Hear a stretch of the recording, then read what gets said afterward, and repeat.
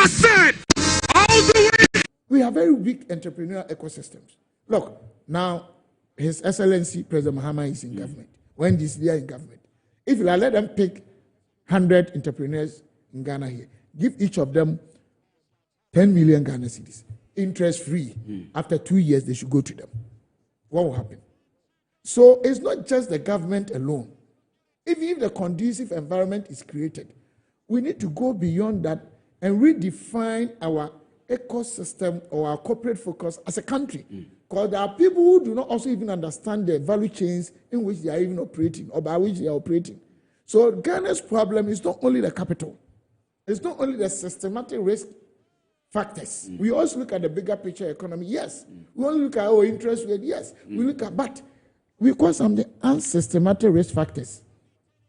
Company-specific risk factors.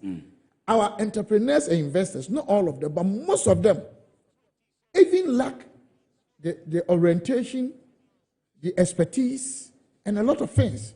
So we have a huge problem as a country that all stakeholders' relationship must be well harmonized and balanced so we can have a very sustainable economic environment. But if we always push like, oh, it's all about President Mahama, it's all about Nanado, it's all about MPP, it's all about NDC, that is never true. That is never true. Look, even land, piece of land in Ghana here, one chief can sell one piece of land to about 5 different people. And sometimes for somebody to set up one factory, it takes like 20 years. You don't even get a land because you go through litigation. There are so many problems. So we need to sit down, analyze these underlying variables, and begin to redefine them. If we keep on doing wishy-washy politics, and we need this, that is why we are voted. Even sometimes the time resource, is it okay? Is it enough? What are we doing? What kind of culture do we have? Even you as a private man, when you employ other young people, which has got nothing to do with any government work, what happens? What attitude do they put up? So even our mindset, attitudinal change, all your questions and concerns are perfect. But then let us put them in a context that will begin to change our way of doing things. It's good that Honorable Atufo is saying that it will impact Ghana. But they've been in government before. I mean, they had first NDC, second NDC. This is the third NDC. We're having the same challenges. Omanpenyi Kufuor was there. We're having the same challenges. Nanado came. We're having the same challenges. So, as a country, we need to sit back, pick certain underlying issues or common factors, and have a new way of handling them. We need to build a foundation. That should be the leaders. What I'm saying, you're not getting the leaders.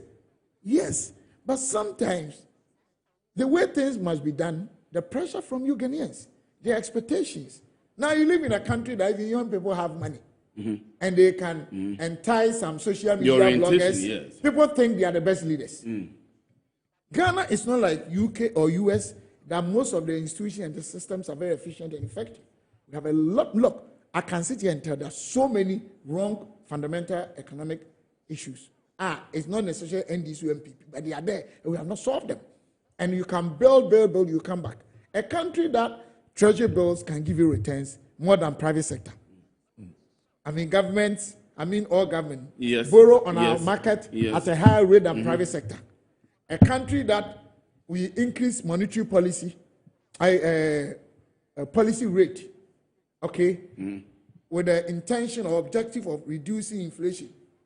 It increases and the inflation increases. A country that even you see a policeman glaringly taking bribe in the public domain before I was born, even now too. A country that one chief can sell one piece of land, as I was saying, to about 4 people. My brother, there are so many problems. We can overlook all these things and keep on doing politics, and we think we can change Ghana permanently or sustainably. So these are all issues that anybody that wants to change this country must first handle these wrong fundamentals, wrong anomalies. Look, if I tell you that all the formulas, all the models that are used to measure returns from risky assets, from 1964 by Sharp, that's capital asset pricing model. In the 70s by Ross, that is APT, arbitrary price theory. And then I think in the 90s, 2 people, Hanan and Liang. And then in the 20s, getting to the 20s, Dermin, Then I did 2021st. They are all pricing models.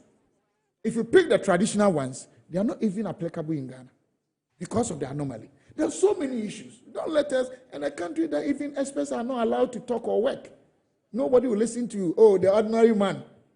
The way the ordinary man wants to see things. But we were voted to solve the problem for the ordinary man. Not necessarily their expectations. That's the exact concern. I know you know what I'm saying.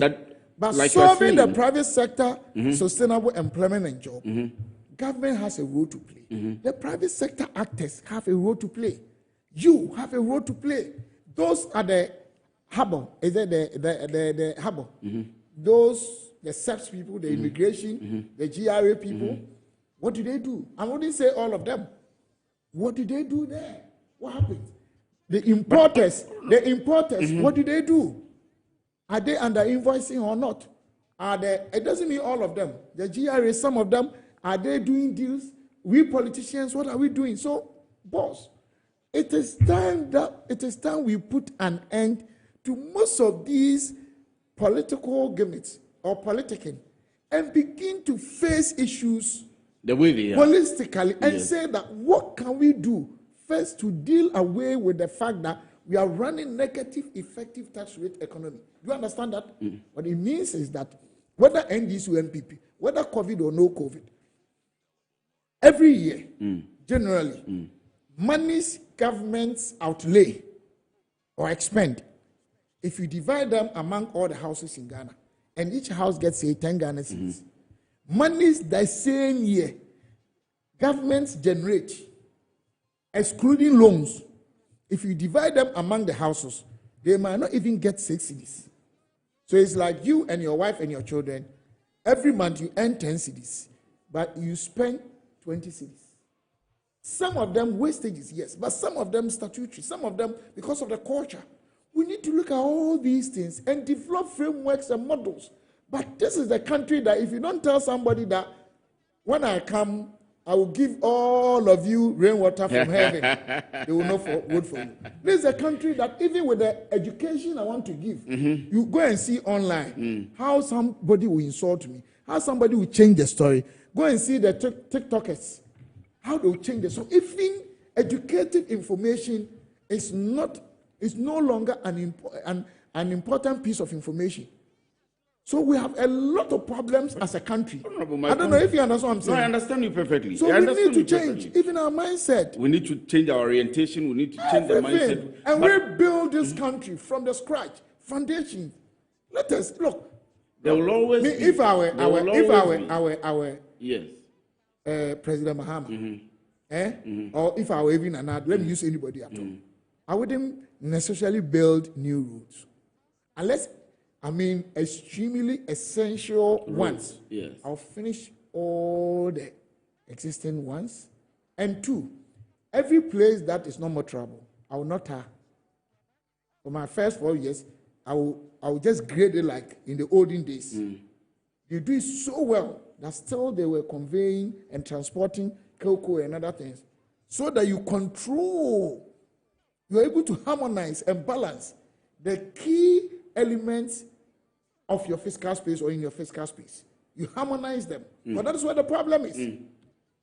We are talking about expenditure cuts. What do we cut? Do we embark on regression analysis or correlation analysis for us to mathematically understand that if I cut down this, its impact on our GDP will be 0.1, so I'm cutting it. Right. Or we just wake up and say we are cutting. I don't know, do you understand what I'm trying to say? The point. We can, modern day, you don't run a country basically on qualitative alone or method or approach or platforms. Now countries are being run scientifically. You look at your models. Let me ask you, are you sure that in this country, we know the number of street children in Accra? No, I'm not sure. Okay, so if you don't have that data, if you don't know, how can you We don't have a lot of So data. how can you promise anyone that you deal with unemployment, you deal with security? I'm asking you. So my If point, I don't know your kids, my point. how can I say that every year, from next year, I'm going to take care of all your kids, take them to Harvard? I don't even know the number. I don't know, you understand what I'm saying? Yeah. So in this country, there's so many, they say low-hanging fruits, but so many low-hanging toxic elements or pathogenic materials.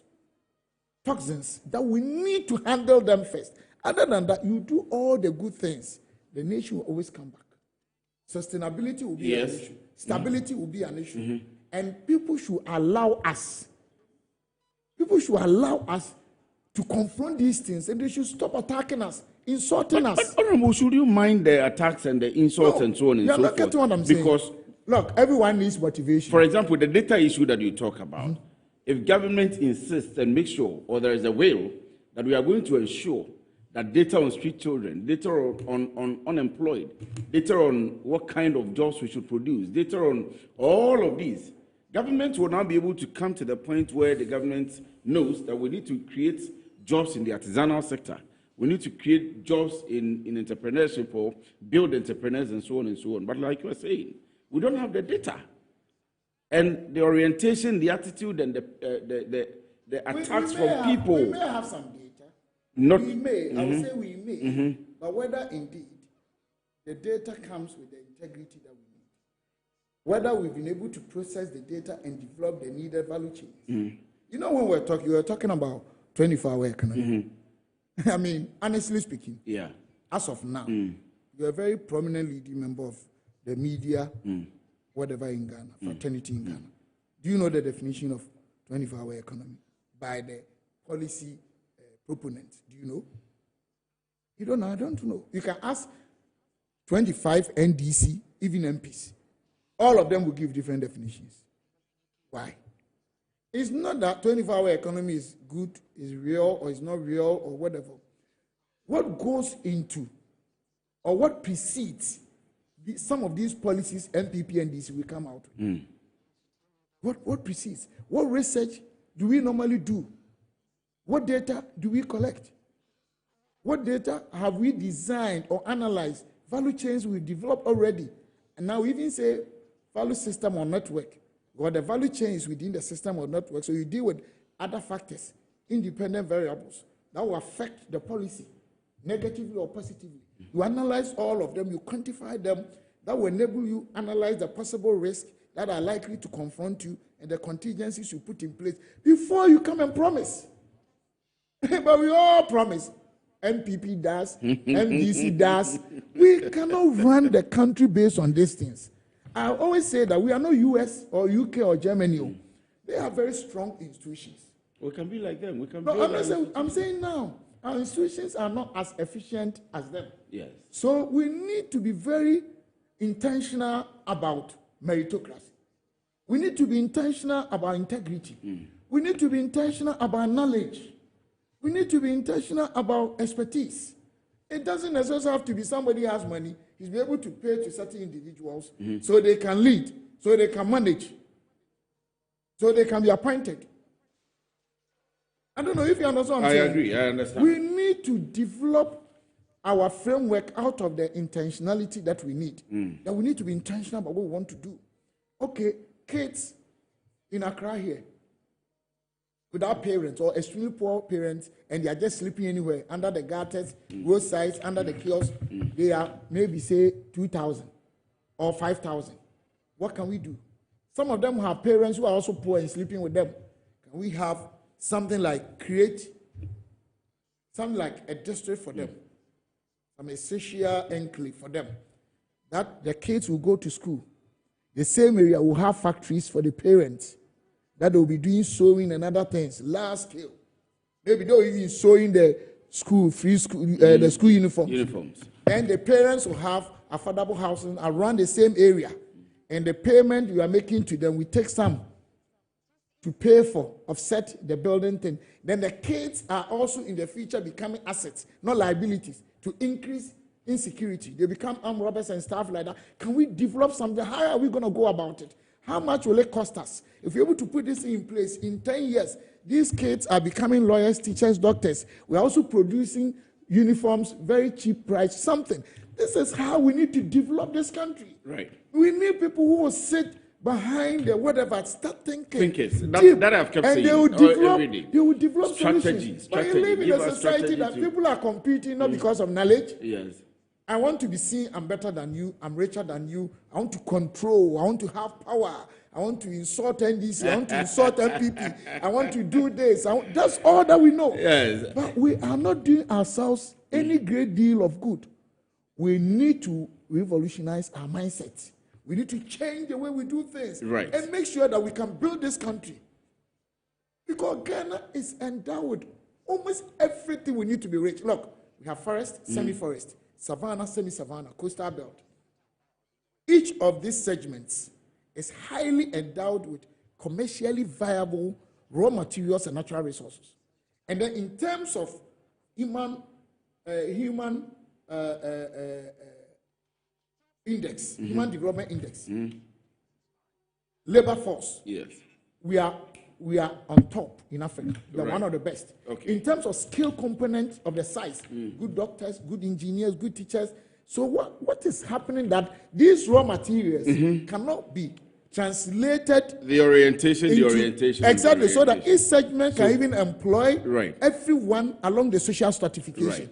Right. These call for scientific thinking, deep thinking, commitment, readiness, preparedness. We need to make It's some not more just time. about- We need to make some more time and come back to this. But unfortunately, my time is up. I was going to ask you about, even though we have maybe a month to hearing Honorable Atoforsen read the budget, whether you think they will cut the e-levy and some of the taxes that they promised they were going to cut. You have been at the Ministry of Finance. I have just about 30 seconds. Will they be able to do that?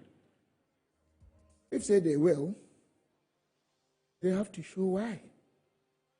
As I said, we run negative effective tax rate economy. Only about, I stand to be corrected, but I think less than 3 million people out of about 34 Yes. people pay direct tax. The indirect tax comes with a lot of challenges, lower base, leakages, and other things. We have huge obligations in education sector, infrastructure, health, social needs, and a lot. So if you think you can cut and still sustain these things, fine, but you don't spite your nose and spoil your face. I mean, political economy is now becoming a primitive concept. Now we have reality economy, in quote, not political economy. If your child is not well and you give your child a type of medicine, that's quite better, but the child will be saved, will be saved and have long life. And you say that, oh, you promise your child A, B, C, D. So, oh, eat only sweet vitamins. Your child will die. Honorable So, Seven. maybe they understand things now. They are in government. But you have been at the ministry. I mean, you understand so it my better time than is all gone. of us. But what I'm saying that now, at present, they might have been privy to certain pieces of information that, as a result of asymmetric information, I may not have. All right. If they think that is okay and will still sustain Ghana, we will support them. Right. Honorable Stephen AMOAH is the Member of Parliament for the Nshiesu constituency, former minister, or deputy minister of the Ministry of Finance, or the Ministry of Finance. So we've been looking at lots of issues. So if you were not able to catch us, you can catch us tomorrow in the afternoon for a repeat of this show. And we'll come back with him once he is available for us, yes, to be able to do the exact 1 hour. My name is Kwesi Afri, and this has been The Bottom Line. Good evening.